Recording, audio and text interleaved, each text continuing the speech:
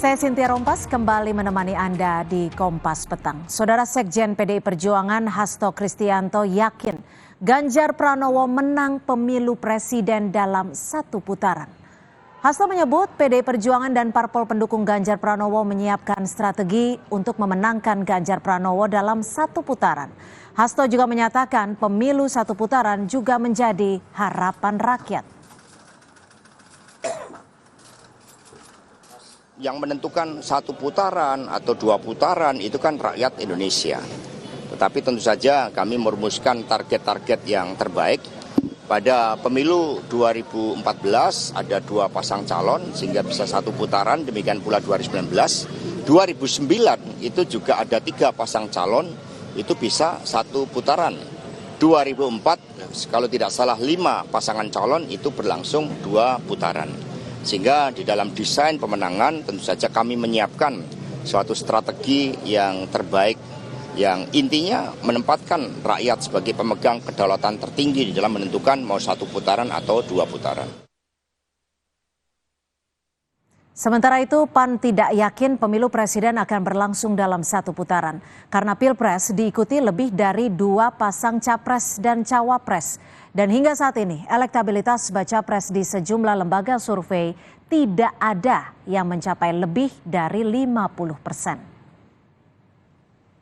Saat ini dari hasil survei elektabilitas lembaga-lembaga survei menyatakan bahwa tidak ada bakal calon presiden yang memiliki nilai elektabilitas di atas 50%. Meskipun nanti ada pasangannya, akan sangat sulit apabila ada calon presiden yang memiliki nilai elektabilitas di atas 50%. Oleh karena itu, perlu ada putaran kedua. PDI Perjuangan dan partai politik pendukung Ganjar yakin bisa menang Pilpres dalam satu putaran. Mungkinkah ini terjadi saat Pilpres kemungkinan diikuti lebih dari 2 pasang capres dan cawapres?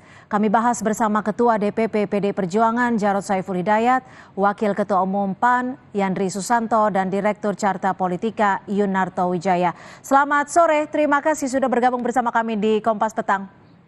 Selamat sore. Selamat sore, saya akan ke PDI Perjuangan terlebih dahulu. Pak Jarod, ini keyakinannya dari mana bisa memenangkan Ganjar di satu putaran? Kan pesertanya saat ini aja yang sudah mencuat sudah ada 3 nama. Ya, jadi PDI Perjuangan akan berjuang maksimal supaya Pilpres ini bisa berjalan dengan satu putaran. Ada beberapa aspek, ada beberapa dasar mengapa kita harus berjuang Pilpres itu bisa satu putaran, Cynthia. Pemilu 2024 itu ada 204,8 juta, jadi banyak banget. Kemudian TPS-nya itu 820.161 TPS. Untuk putaran pertama, ya KPU itu sudah menganggarkan 64 triliun. Sedangkan sampai dengan 2 putaran, pemerintah bersama KPU sudah menganggarkan 76 triliun. Kalau seumpama ini kita bisa maksimal berjuang bisa satu putaran untuk kemenangan Mas Ganjar, paling tidak negara, bangsa, rakyat Indonesia akan bisa mengefisienkan 14 triliun. Ya, ini dari KPU sumbernya. Yang kedua, dari stabilitas politik, kalau satu putaran itu lebih cepat untuk pemulihannya, sehingga kita mendukung pemulihan juga percepatan untuk stabilitas ekonomi. Ya. Dengan cara seperti itu maka kita bisa mempercepat apa yang sudah diletakkan oleh Pak Jokowi. Kalau kepastian satu putaran Pak Ganjar Pranowo bisa memenangkan ya di dalam Pilpres ini. Itu. Jadi ini bukan hanya untuk Pak Ganjar Pranowo, tapi untuk kepentingan bangsa dan negara. Oke, jadi dengan membawa nama keinginan rakyat dan kepentingan bangsa dan negara seperti itu ya Pak Jarod ya. Yang kedua itu, kemudian ini Bang Yandri ya, Bang Yandri sudah dengar tidak pembicaraan Pak Jokowi dengan Bang Jul ketika KTT G20 di India, gitu ya. Jadi ini kita juga sebetulnya pemerintah, ya kita semua bangsa Indonesia itu menginginkan 1 kali putaran. Oke. Saya pikir semua partai itu juga menginginkan 1 putaran selesai. Baik. Pdi Perjuangan tidak peduli nih Cynthia, itu 2 pasang calon, 3 pasang calon, bahkan 4 pasang calon, tapi tim pemenangan nasional itu sudah melakukan rapat-rapat koordinasi pemenangan dan strategi supaya bagaimana Pak Ganjar Pranowo bisa menang 1 putaran. Baik, saya langsung ke Pak Yandri. Pak Yandri, ini PDI yakin betul kayaknya. Gimana dari tim pemenangan Prabowo Subianto? Punya keyakinan yang sama atau justru bersiap untuk 2 putaran? Iya, keyakinan Pak Jarod harus kita apresiasi. Namanya tim pemenangan harus optimis kan, sama dengan di tim Prabowo di Indonesia Maju. Jadi semua berkeinginan 1 putaran.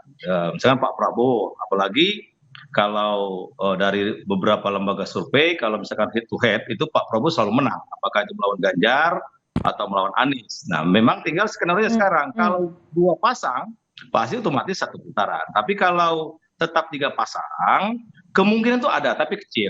Lebih besar ada 2 putaran. Nah, oleh karena itu sama di tim kami di Indonesia Maju nanti malam juga akan kumpul para ketua umum parpol dan timnya Pak Prabowo di Golkar dalam rangka juga memastikan bahwa mesin yang kami gerakan ini dalam rangka juga untuk menekan Pak Prabowo. Apakah 1 putaran itu bisa kami rebut? Ya alhamdulillah. Tapi kalaupun 2 putaran kami pun siap. Tinggal skenario bagaimana, Cynthia. Oleh karena itu optimisme Pak Jarod dan kawan-kawan ya kita hargai sebagai sebuah kontestasi demokrasi. Memang harus gembira. Tidak boleh bahwa ini kita ragu-ragu, tidak boleh. Tinggal kita memang menampilkan bahwa calon kita yang terbaik.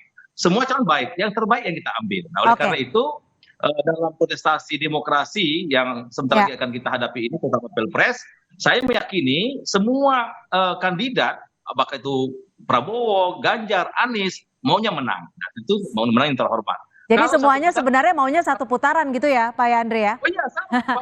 Oke, baik. Saya lihat perspektif dari Mas Toto. Mas Toto. Dari itu kan itu. Iya, Mas Toto. Kalau dari perspektif, kalau 1 putaran itu lebih. Oke, saya ke Mas Toto. Mas Toto, Gimana, mungkin tidak semuanya pingin 1 putaran, tapi semuanya juga pingin memenangkan 50% suara. Menurut Anda mungkin tidak? Ya, sebetulnya masih sangat mungkin ya, dengan catatan memang kalau berdasarkan hasil survei terkini ada 2 pasang saja. Dan memang itu kan belum bisa dipastikan bahwa 3 pasang. Sekarang seakan-akan memang akan ada 3 pasang. Karena misalnya sudah ada deklarasi Anies dengan Caimin yang memang sudah memenuhi syarat threshold. Tapi misalnya di koalisi itu pun kita kan belum tahu apakah sampai pendaftaran KPU sudah bisa dipastikan mereka akan tetap sesuai dengan deklarasinya.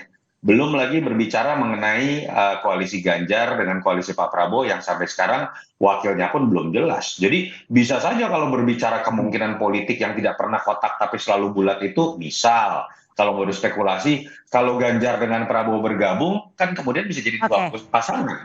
Atau paling ekstrim lagi jangan-jangan bisa 1 pasangan, aturannya berubah lagi misalnya ya. Tetapi kalau bicara berdasarkan apa yang tampak saat ini, kalau betul akan ada 3 pasang, dan kemudian berdasarkan survei yang ada, memang sulit untuk kemudian berbicara dalam sisa waktu yang ada, membaca tren, kemudian ada salah satu pasangan yang bisa mendapatkan angka di atas 50%.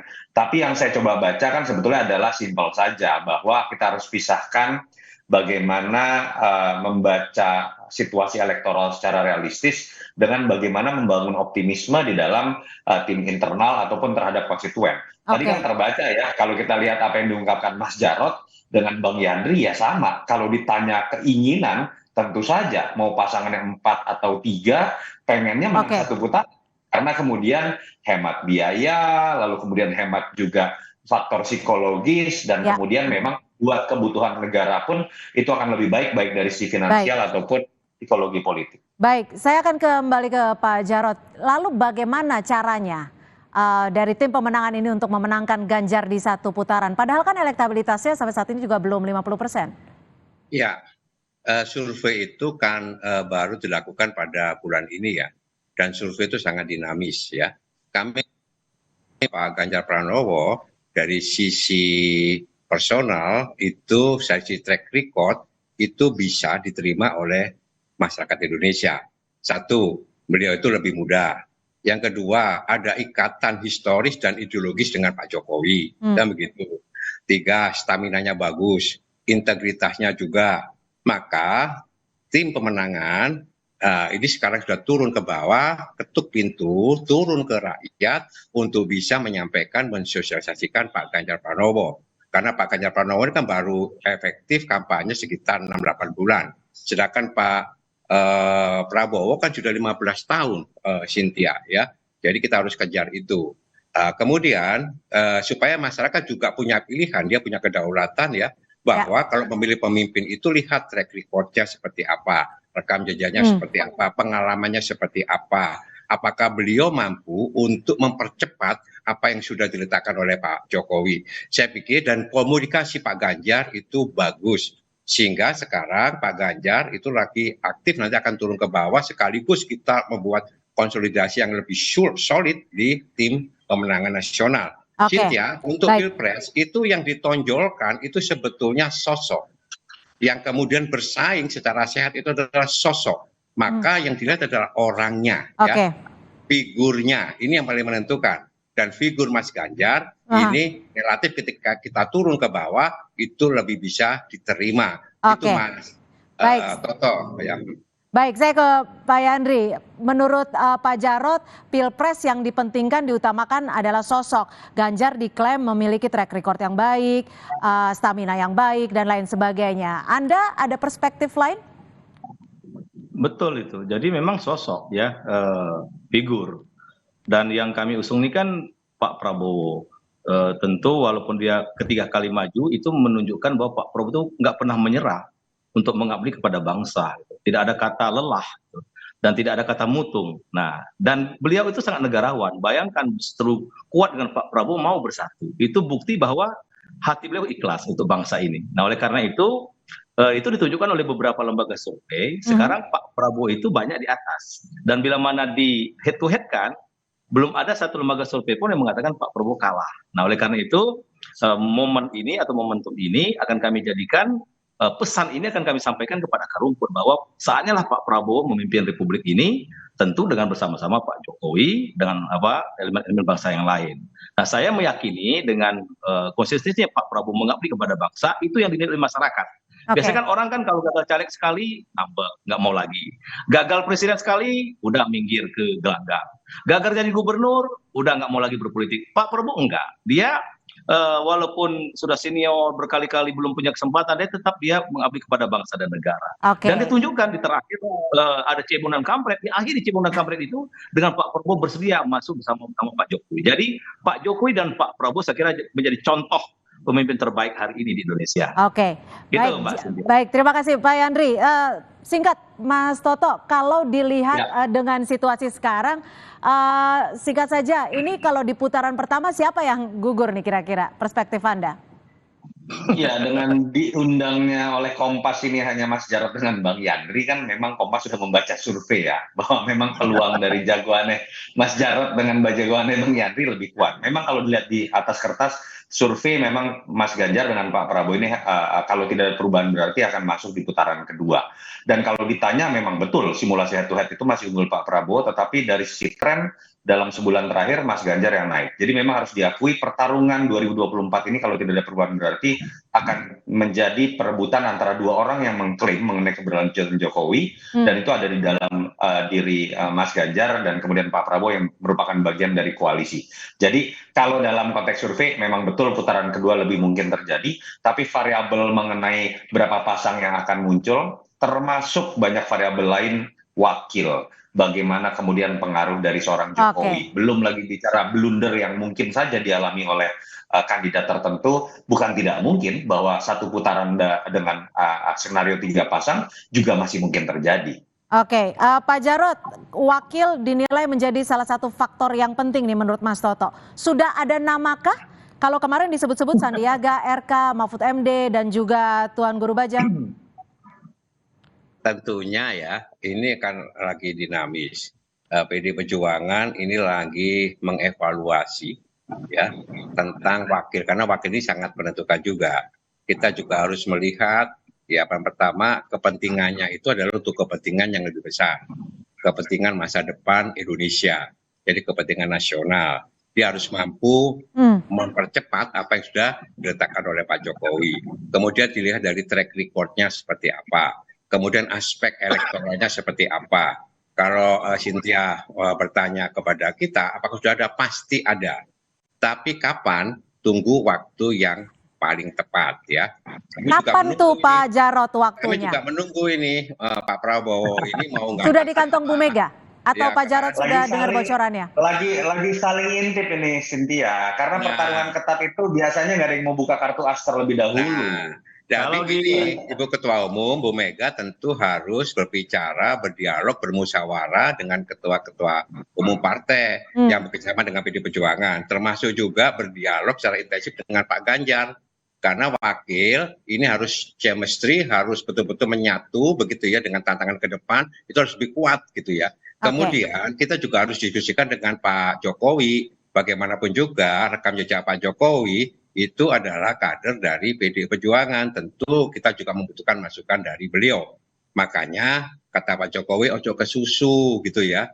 Nanti pada momentum yang paling tepat akan disampaikan ya oleh Ibu Mega, oleh Pak Ganjar, sama ketua-ketua umum partai yang bekerjasama dengan PD Perjuangan. Itu Cynthia. Oke, baik. Mas Toto, jadi kalau menurut Anda apakah ini artinya sudah ada nama kuat yang dipegang Bu Mega?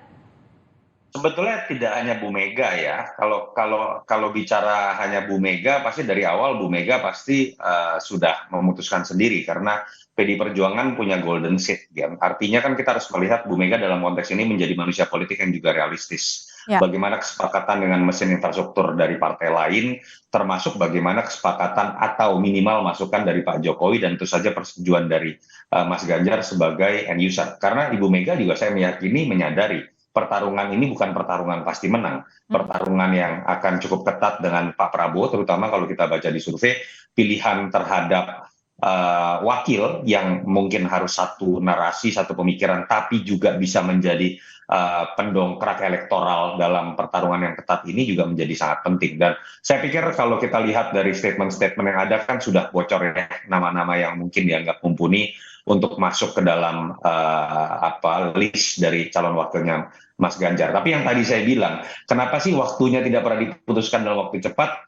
saling mengintip dengan Pak Prabowo. Mungkin itu juga yang sedang dilakukan oleh Pak Prabowo, mengintip Ganjar ini akan mengambil siapa begitu. Nih Pak Yandri udah senyum-senyum soalnya nih. Pak Yandri, bagaimana? Apakah kalau Bang Yandri istiqomah dengan Bang Erik kayaknya. Kalau saya gini Mbak Cynthia, saya dulu sampaikan kalau Ganjar mau menang ambil Erick Thohir. Kalau Pak Prabowo menang ambil Erick Thohir. Kan gitu kan dulu slogan saya begitu. Oke, Pak Yandri, Jadi singkat. Pak tetap konsisten mendorong Erick Thohir. Bayangkan baru minggu kemarin U23 itu pertama dalam sejarah loh bisa masuk Piala Asia. Artinya memang Erick Thohir itu bisa meramu yang sulit menjadi kegembiraan. Rumitnya sepak bola itu bisa diurai sama Pak Erick Thohir. Jadi Pak Erick Thohir seorang pekerja, humanis, kemudian anak muda, energik. Ya saya kira itu sesuatu bagi Pak Prabowo dan insya Allah ini akan kami bahas secara mufakat di Koalisi Indonesia Maju dengan Gerindra, Golkar, PBB, kemudian Gelora, tentu ya sekali lagi juga pasti ada dialog dengan Pak Jokowi. Nah oleh karena itu ya kita tunggu siapa yang duluan nih, Pak Prabowo yang ngomongkan cawapres atau Pak Ganjar kan? Kita akan saling tunggu. Pas tadi ini persaingan Pak Ganjar dengan Pak Prabowo ini, insya Allah ini. Tapi tetap bersahabat sebagai anak bangsa. Baik. Ya kan? Artinya ini juga yang nanti akan menentukan 1 putaran atau 2 putaran gitu ya Pak Yandri. Terima kasih. Ya, bisa. Baik, terima kasih untuk Ketua DPP PDI Perjuangan Pak Jarod Saiful Hidayat dan juga Wakil Ketua Umum PAN Pak Yandri Susanto dan juga Mas Yunarto Wijaya, Direktur Carta Politika sudah bergabung bersama kami di Kompas Petang. Selamat sore. Makasih Mas Jarod, Bang Yandri.